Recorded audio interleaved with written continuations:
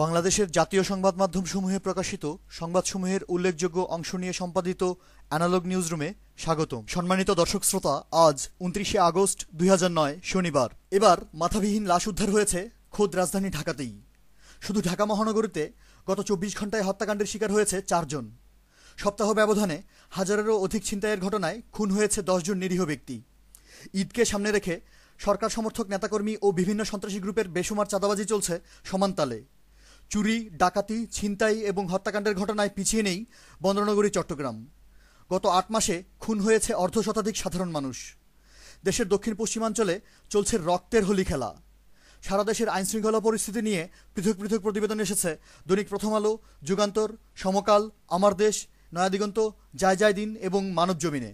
চাঁদাবাজি এবং ছিনতাইয়ের ভাগবাটোয়ারা, টেন্ডারবাজির নিয়ন্ত্রণ ও এককাধিপত্য বিস্তারকে উপলক্ষ করে রাজশাহী মহানগরীর বিভিন্ন শিক্ষা প্রতিষ্ঠানে সরকার সমর্থক ছাত্রলীগের একাধিক গ্রুপের বেপরোয়া সন্ত্রাসী কর্মকাণ্ডের সংবাদ এবং চট্টগ্রাম বিশ্ববিদ্যালয় থেকে মাতাল অবস্থায় গ্রেফতার হওয়া, ছিনতাই ও শিক্ষক নির্যাতনের ঘটনায় জড়িত একজন ছাত্রলীগ নেতার গ্রেফতারের প্রতিবাদে বিশ্ববিদ্যালয়ের প্রক্টরকে ছাত্রলীগের শীর্ষ নেতৃবৃন্দ হুমকি দেওয়ার খবর ছেপেছে আমার দেশ, প্রথম আলো ও যুগান্তর। বরিশালের গৌরনদীতে ছাত্রলীগের যুগ্ম সম্পাদকের নারী কেলেঙ্কারির খবর এবং রাজধানী ঢাকার শেওড়াপাড়ায় চাঁদাবাজির ঘটনায় জড়িত 2 জন ছাত্রলীগ নেতা অস্ত্রসহ হাতে নাতে গ্রেফতার হওয়ার সংবাদ এসেছে যুগান্তর ও আমার দেশ পত্রিকায়। নাটোরের সিংড়ায় সরকারদলীয় এমপি নিয়ন্ত্রিত কুখ্যাত 5 স্টার বাহিনীর বেপরোয়া সন্ত্রাসী কর্মকাণ্ডের উপর ভিন্ন ভিন্ন 2টি প্রতিবেদন প্রকাশ করেছে দৈনিক আমার দেশ এবং ভোরের কাগজ।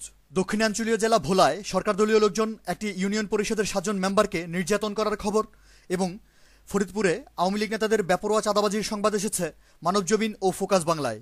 বগুড়া সদরে সংখ্যালঘু হিন্দু সম্প্রদায়ের লোকজনদের উপর সন্ত্রাসী হামলার সংবাদ এবং একই জেলার শিবগঞ্জে আওয়ামী লীগ সভাপতির লোকজন একজন সাধারণ কৃষকের কলাবাগান ধ্বংস করে 7 বিঘা জমি অবৈধভাবে দখল করে নেওয়ার সংবাদ ছেপেছে সমকাল, যুগান্তর, যায় দিন ও মানবজমিন। বালুমহাল দখল, চাঁদাবাজির ভাগবাটোয়ারা ও এককাধিপত্য বিস্তারকে উপলক্ষ করে সৃষ্ট দ্বন্দ্বের কারণে রাজবাড়ী সদরে নিজ দলীয় ক্যাডারদের গুলিতে 3 জন সরকারদলীয় নেতা খুন হওয়ার সংবাদ এবং নোয়াখালীর হাতিয়ায় আধিপত্য বিস্তারকে কেন্দ্র করে আওয়ামী লীগের 2 গ্রুপের রক্তক্ষয়ী সংঘর্ষে নারীসহ 20 জন আহত হওয়ার খবর এসেছে প্রথম আলো, আমার দেশ, যুগান্তর, যায় দিন, নয়াদিগন্ত ও সমকালে।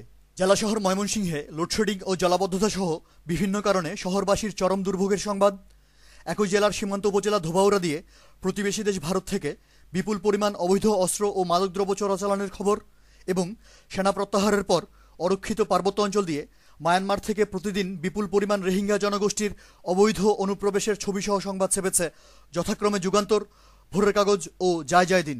এবার পার্বত্য চট্টগ্রামে সেনা প্রত্যাহার সম্পর্কে মুখ খুলেছেন প্রধানমন্ত্রীর বড় ভাই পরিচয়দানকারী 14 দলীয় মহাজোটের রূপকার সাবেক স্বৈরশাসক এরশাদ।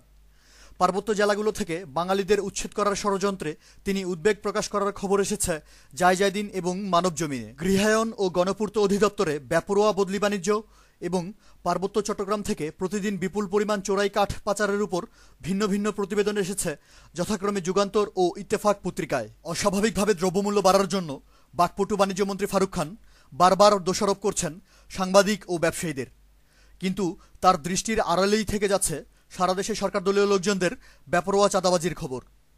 মহাজোট সরকারের নীতি নির্ধারণী মহলের ব্যর্থতায় রাজধানী ঢাকা সহ সারা দেশে সকল প্রকার নিত্য প্রয়োজনীয় জিনিসপত্রের অগ্নিমূল্যে পৃথক পৃথক প্রতিবেদন এসেছে ফোকাস বাংলা, আমাদের সময়, প্রথম আলো, যুগান্তর, আমার দেশ, মানবজমিন, ইত্তেফাক ও যায় দিন পত্রিকায়। দেশব্যাপী তীব্র গ্যাস, পানি ও বিদ্যুৎ সংকটের ফলে বিক্ষুব্ধ হয়ে উঠেছে সাধারণ জনগণ। ঢাকার কেরানীগঞ্জে বিক্ষুব্ধ জনতা সড়ক অবরোধ করে বিক্ষোভ প্রদর্শন করার ছবি এবং সংবাদ প্রকাশ করেছে দৈনিক সমকাল, আমার দেশ, প্রথম আলো, যায় দিন, যুগান্তর, ফোকাস বাংলা ও bdnews24.com।